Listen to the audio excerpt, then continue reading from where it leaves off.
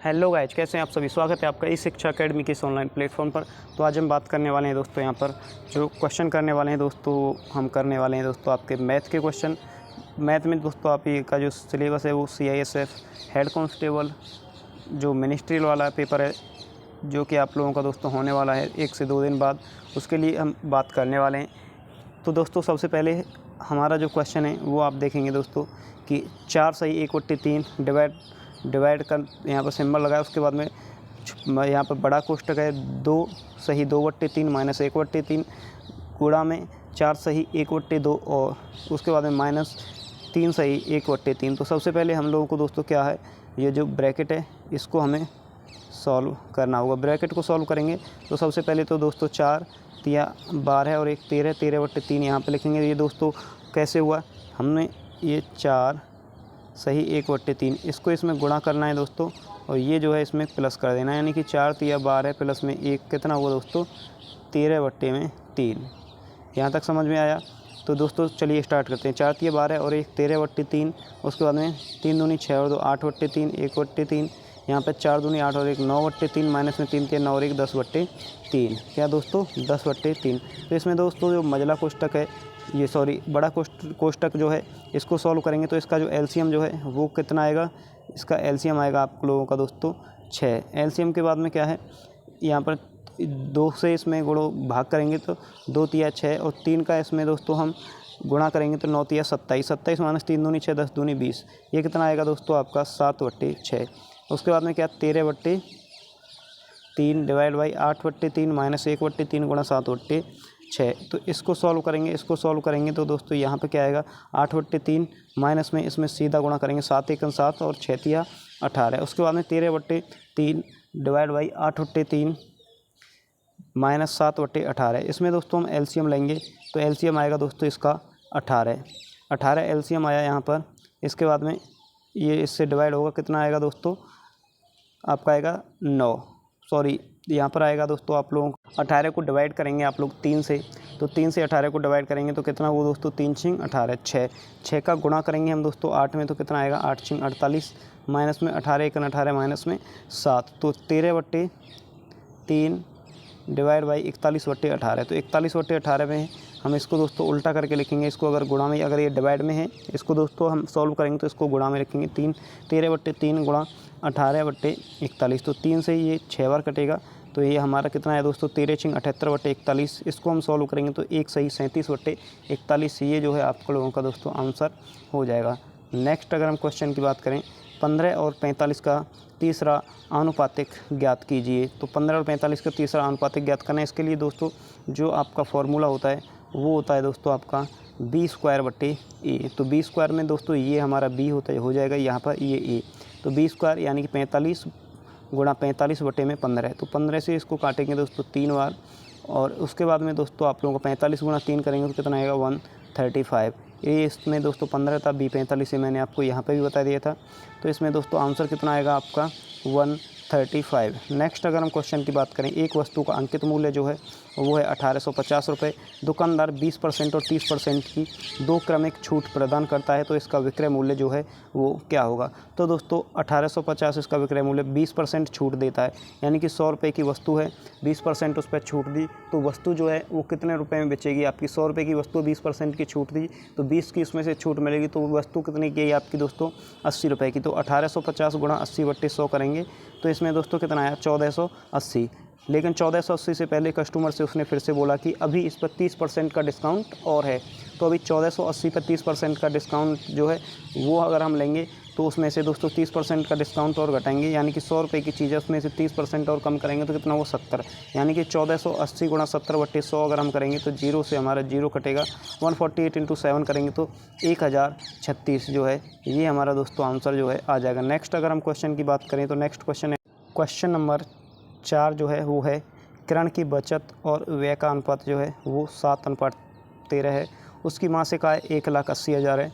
बचत को mutual fund और शेयर के बीच में 4:3 के अनुपात में बांटा गया है। म्यूचुअल फंड के रूप में कितनी राशि की जो है बचत होगी।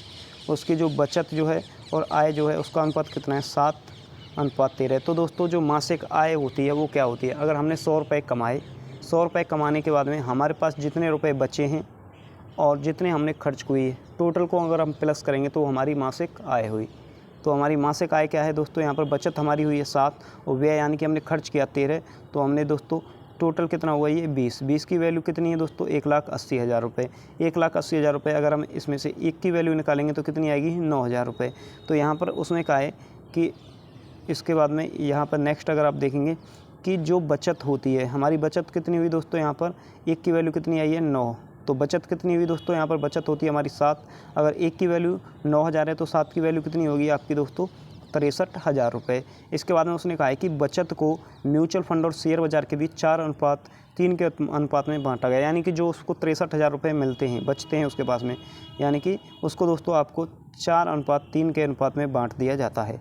तो दोस्तों 4:3 के अनुपात में बांट दिया जाता है। कितने रुपये बचे उसके पास में टोटल दोस्तों 63 के, कितने बचे दोस्तों 63 के, यानी कि 63,000 रुपये उसके पास में बचते हैं। 63,000 रुपये बचते हैं तो दोस्तों 4 और 3 7, कितने हुए दोस्तों 4 और 3 7, 7 की वैल्यू कितनी है 6300। 1 की वैल्यू कितनी आएगी दोस्तों 9। उसके पास में उसने पूछा क्या है म्यूचुअल फंड के रूप में कितनी राशि, तो म्यूचुअल फंड जो है फर्स्ट वाला यानी कि 4, तो म्यूचुअल फंड की राशि कितनी है 9 चौका 36,000 रुपये। कितनी है दोस्तों 36,000 रुपये। एक बार और फिर से दोस्तों रिपीट करेंगे यहाँ से। यहाँ पर दोस्तों आपकी जो बचत होती है वो 63,000 रुपये होती है, उसको दोस्तों 4:3 के अनुपात में बांट दिया जाता है। इसको तो 4:3 की वैल्यू जो है वो 63,000 रुपये। टोटल जो है 7 है, 7 की वैल्यू है आपकी 63,000 रुपये। 1 की वैल्यू आएगी आपकी कितनी 9,000 रुपये। म्यूचुअल फंड कितना है 4, 9 की वैल्यू कितनी आएगी दोस्तों आपकी 36,000 रुपये। नेक्स्ट अगर हम क्वेश्चन की बात करें दोस्तों, क्वेश्चन नंबर 5 क्या है, एक पिता द्वारा अपने पुत्रों ABCD के बीच में 3:6:8:5 के अनुपात में एक धनराशि वितरित की जाती है। वितरण के बाद यह देखा गया कि C को प्राप्त होने वाली धनराशि B को प्राप्त होने वाली धनराशि से 1,000 रुपये अधिक है। कितनी अधिक है दोस्तों 1,000 रुपये। तो चारों के बीच वितरित की गई कुल राशि कितनी, देखने में आपको लग रहा होगा कितना हार्ड क्वेश्चन है, लेकिन अगर आप इसको करते हैं क्वेश्चन को थोड़ा सा अगर आप इस पर ध्यान देते हैं तो बड़ा ही नॉर्मल क्वेश्चन है। तो चलिए करते हैं। यहाँ पर लिखेंगे हम दोस्तों ABCD, इनको जो वितरित की जाती है 3:6:8:5 में की जाती है। तो दोस्तों इनमें से जो है वो कहता है कि जो B को धनराशि प्राप्त हुई है, यानी कि C को प्राप्त होने वाली जो धनराशि है वो B को प्राप्त होने वाली धनराशि से 1,000 रुपये अधिक है। यानी कि C माइनस B अगर हम करेंगे 8 - 2, यानी C की वैल्यू कितनी है 8, B की वैल्यू कितनी है 2, यानी कि 8 - 6 करेंगे कितना आया दोस्तों 2, तो 2 की वैल्यू कितनी है 1,000, जो कि यहाँ पर दिए 1,000 रुपये अधिक है। 1 की वैल्यू कितनी हुई 500। इसमें से पूछा गया कि टोटल धनराशि कितनी है, तो हम इसमें से इन सभी को अगर जोड़ेंगे 8 और 5 13, 13 और 6 18, 18 और 3 कितना हुआ दोस्तों 18 और 3 22। यहाँ पर अगर हम इसको ऐड करेंगे तो 8 और 5 13, 13 और 6 19, 19 और 3 22। तो 22 की वैल्यू जो है आपको पता करनी। 1 की वैल्यू है 500, तो 22 की वैल्यू कितनी है दोस्तों 11,000 रुपये। थोड़ी बहुत दोस्तों मिस्टेक हो जाती है, उसके लिए माफ़ी चाहते हैं। नेक्स्ट क्वेश्चन है दोस्तों क्वेश्चन नंबर 6। क्वेश्चन नंबर 6 है 2 वर्षों के लिए एक निश्चित मूलधन पर एक निश्चित दर से साधारण ब्याज और चक्रवृद्धि ब्याज जो है उसका जो अंतर है वो 2400 और 2544 रुपये है। तो मूलधन जो है वो आपको ज्ञात करना है। तो इसमें दोस्तों आपकी SI जो है और CI जो है वो यहाँ पे लिखेंगे। फर्स्ट आपकी वो दी गई है SI जो है 2 वर्ष की कितनी है 2400, CI कितनी है 2544। अगर फर्स्ट ईयर की आपकी SI यानी कि सिंपल इंटरेस्ट जो है वो 2400 है सेकेंड ईयर की, तो फर्स्ट ईयर की कितनी होगी दोस्तों, यानी कि अगर इस साल 2400 है तो अगली साल कितनी होगी, एक साल पहले आपकी 1200 रुपये, तो वो यहाँ पर लिखेंगे 1200। इसमें से दोस्तों 2400 है और ये है आपकी 2544। इसमें कितनी ज़्यादा है 144/1200 इंटू में 100, 2 जीरो से आपकी 2 जीरो कट गई। 12 से 144 को काटेंगे कितना हुआ 12 पे, तो आपकी रेट ऑफ इंटरेस्ट कितनी आ गई आपकी 12%। यहाँ पे आप SI अगर निकालेंगे तो SI का फॉर्मूला क्या होता है PRT/100। इसमें दोस्तों हमारे पास में SI जो है वो दी गई है दोस्तों आपको 2400 गुणा बराबर में आपको यहाँ पर P, इसके बाद में रेट ऑफ इंटरेस्ट कितनी है दोस्तों आपकी 12 गुणा 2/100। इसके बाद में क्या करना है आप लोगों को दोस्तों, नेक्स्ट अगर हम बात करें तो 2400 गुणा 100, उसके नीचे आपको लिखना है P बराबर 12 गुणा 2। तो दोस्तों यहाँ पर 12 से इसको काटेंगे 24 को 2 बार। इसके बाद में यहाँ पे हुआ हमारा 100 इंटू 100 कितना हुआ 10,000। तो प्रिंसिपल आपका कितना आया दोस्तों 10,000 रुपये। नेक्स्ट क्वेश्चन नंबर 7, एक परीक्षा में 15 लड़के हैं और एक निश्चित संख्या में लड़कियां हैं। 15 लड़के हैं और एक निश्चित संख्या में जो है वो लड़कियां हैं। लड़कों का औसत है दोस्तों 26, लड़कियों का औसत है 36, जबकि संयुक्त औसत प्राप्तांक 30 था। तो परीक्षा में लड़कियां जो है कितनी, अगर हम औसत की बात करें तो औसत निकालने के लिए क्या होता है, पदों का योग बटे में पदों की संख्या। तो पदों का अगर हम योग करेंगे तो 15 गुणा 26 यानी कि n हमने मान लिया लड़कियाँ हैं, 15 गुणा 26 प्लस में n गुणा 36 बराबर 30 कोष्टक में 15 प्लस n, यानी कि अगर हम इन दोनों का गुणा करेंगे 390 प्लस में 36n बराबर में 450 इंटू 30n। अगर इसका गुणा करेंगे 15 में तो 450, 30 का गुणा करेंगे हम n में तो 30n।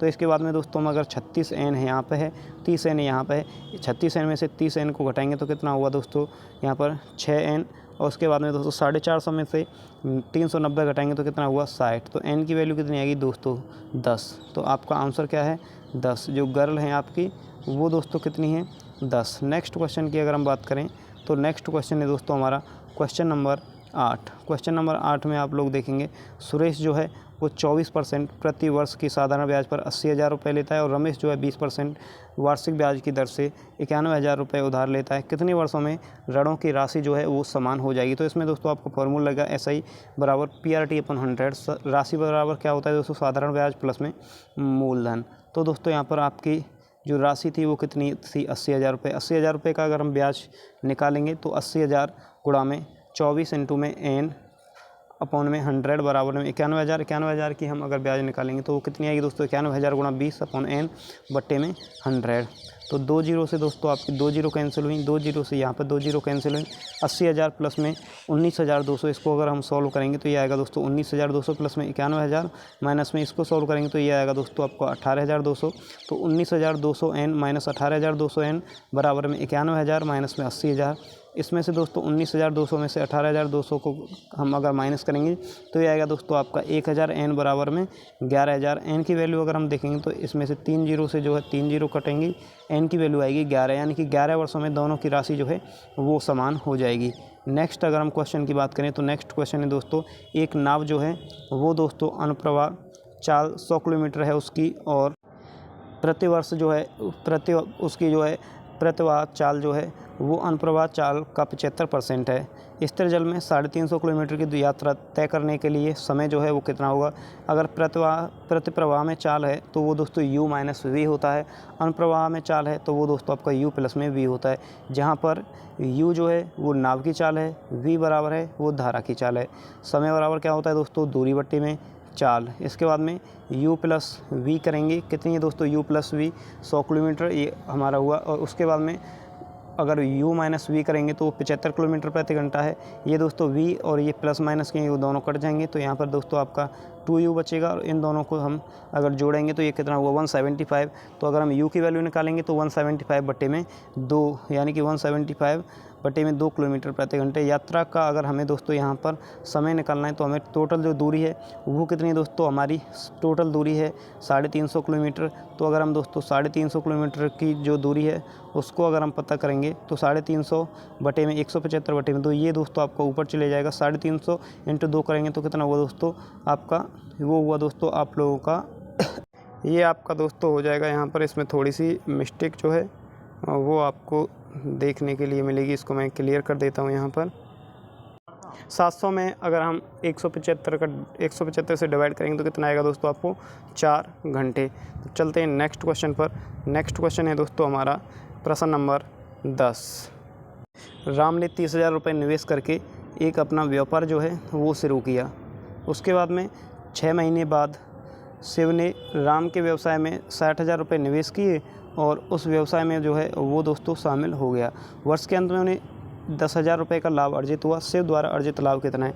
तो दोस्तों ये राम ने जो है वो 30,000 रुपये यहाँ पर निवेश किए थे और शिव ने जो है 60,000 रुपये निवेश किए, लेकिन एक साल के अंत में जो है 30,000 इसमें जो है दोस्तों आप लोगों को दिखाई देगा यहाँ पर कि वर्ष के अंत में यानी कि एक साल में इसने जो है 12 महीने के लिए अपना पैसा इन्वेस्ट किया, इसने 6 महीने के लिए, तो इसका दोस्तों 12 महीने का पैसा था 30,000, कितना हुआ 36, इसका भी 36 हुआ। दोनों को अगर हम करेंगे तो 1:1 आएगा। इन्हें दोस्तों वर्ष के लास्ट में जो है वो कितनी बचत हुई थी, वो हुई थी इनको दोस्तों आपकी 10,000 की। तो यानी कि 1/2 इंटू में 10,000 कितना आएगा दोस्तों आपका, वो आएगा 5,000। ये दोस्तों दोनों का 1/1 है, एक इसको लाभ हुआ और एक दोस्तों इसको, तो एक का लाभ हुआ 2 में से। इसमें दोस्तों आप लोग देखेंगे कितने का लाभ हुआ, 5,000 रुपये का। नेक्स्ट अगर हम क्वेश्चन की बात करें तो हमारे दोस्तों आज यहीं 10 ही क्वेश्चन है। मिलते हैं आपसे नेक्स्ट वीडियो में, तब तक के लिए धन्यवाद।